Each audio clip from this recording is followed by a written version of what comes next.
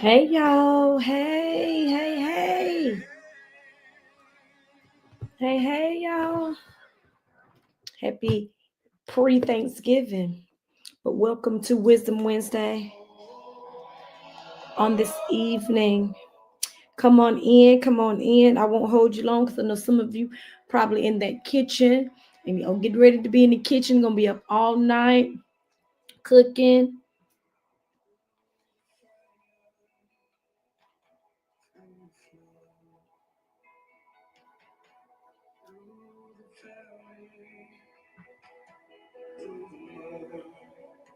Come on in.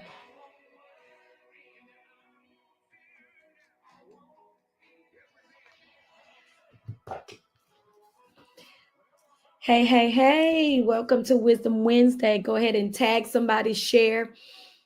How y'all doing this evening? Hey y'all. Hey. Listen, I'm not going to be before you long, but I did want to come on this Wisdom Wednesday right before Thanksgiving. Can you God, y'all, this year has went by so quickly. It's went by so quickly. It has went by so quickly. So before I even get into the Wisdom Wednesday for tonight, I do want to say the holidays are upon us. I mean, they're here. And I know there are many individuals that may be going through so many different things.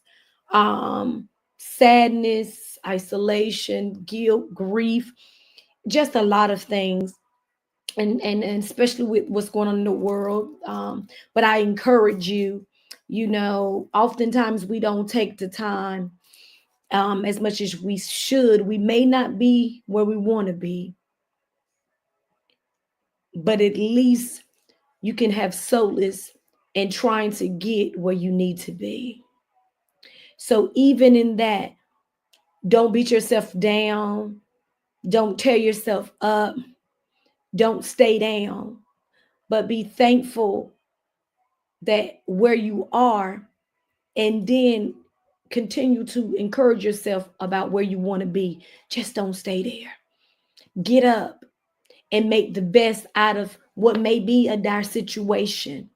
As long as you continue to murmur and complain and dwell on what was or what maybe currently is, you will never get into the place of what can be.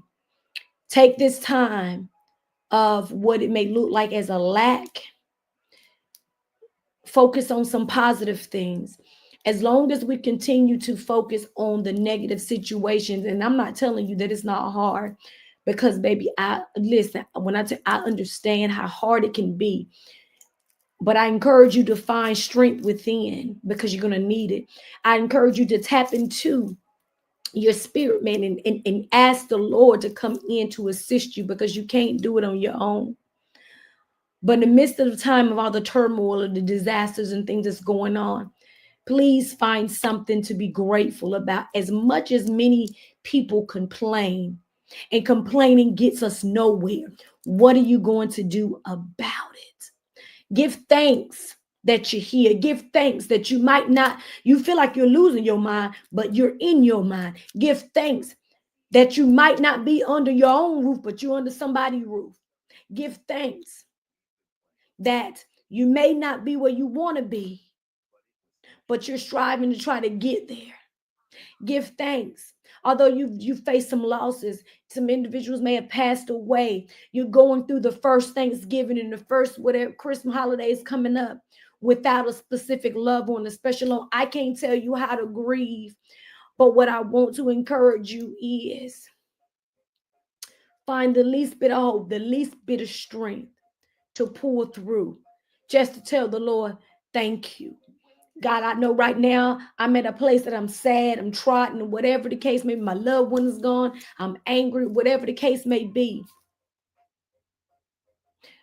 But God, and then you tell them something that you're thankful for. Because I know I have plenty of things to be thankful for. So I just encourage you during the holidays, don't stress yourself trying to buy this material stuff, trying to keep up with the Joneses, try to do all that, because it's not about material things. We're thankful when we are able to, but if you got to rob Peter to pay Paul, to put smiles on people's faces, and then they don't like you anyway, it ain't worth it. Okay. Another thing that I would say is just love on yourself. It's been a lot within these last few months with people. I'm a safe space, and so many people are going through so many things. But I encourage you to love yourself first. Okay. To love yourself first. So I want to say this, and I posted it on my social media earlier, and then I'm going to be gone because I got stuff I need to do. But tonight's Wisdom Wednesday is, and hello for those that are coming in that will come after the fact. But tonight's Wisdom Wednesday about do not resuscitate. Do not resuscitate. Do not resuscitate. So oftentimes we talk about DNRs when we have a loved one or someone is getting ready to pass, and they code, right? And the hospital has to have, or acknowledgement from the family, or if that person is able to say, if anything, do not try to revive me, let me go, whatever the case may be, or the family say, listen, do not resuscitate. Okay, I'm taking this to another place, and I'm going to meet you where you may be or where you need to go. Okay, when I'm talking about do not resuscitate, I'm talking about the maker is trying to tell you, listen, you're in situations, you're attached to things, your situations with your relationships with people, your different things at your job, what you're trying to revive. I need for you not to resuscitate, because what I am doing, this the Lord I've had a new job for you. I have another relationship for you. I have someone that is waiting just for you. Well, so while you're trying to resuscitate or revive this situation over here with this man or this woman who is not for you, I'm telling you to let things be dead. Leave that alone. Don't try to revive it. Don't give a life to it. Don't give CPR to that situation. I need for you to cut it off, and I need for you to wait for what I have prepared for you. I've told you, and he's saying, I've told you several times to back away, to leave. I've told you to say no, whatever the cut attachment, whatever different things they may have told you. What he's saying to you and have been is, you do not resuscitate.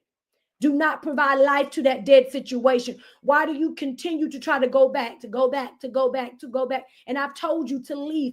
Why do you continue to try to restore and do this and do that? And I didn't tell you to do that. Why are you, as long as you try to remain in a place that is dead, you will never grow. As long as you try to remain attached to a place that is dead, you will never go. As long as you try to remain to a place that's dead, you won't grow, and you definitely won't go. So I encourage you. I'm telling you, I'm speaking, listen, as clear as I can be. Let those dead situations, let it alone, like your grandmother used to say, let it alone, let it go. Do you understand? If it's not given life, let it go. The Bible tells, let me tell you something, even when it comes to a tree and different things, and you can tell relationships, whether it's your job, relationship, situationships, friendships, let me tell you something. After a while, when stuff dead, when it's dead, it ain't gonna keep it. It's not gonna grow. It's not gonna be fruitful, and it definitely ain't gonna multiply. So while you continue to try to water out of season, while you continue to try to plant and water out of season, listen, it's supposed to be dead. It ain't gonna grow. And you keep trying to revive that thing. You keep trying to bring it to life, and the Lord is telling you to leave it alone. That season is over. That job, you've come to an end. That relationship, it's time for you to cut off. You've been holding on by a thread. And I've been trying to tell you to let go, and you have not. And let me tell you something. God is not going to keep telling us the same thing. He ain't going to keep doing it. He's going to hush, and he's going to go and let us do what we want to do, and that's going to be it. So whatever God is telling you to do, if he's telling you to listen, Let the dead situation stop trying to put life to it.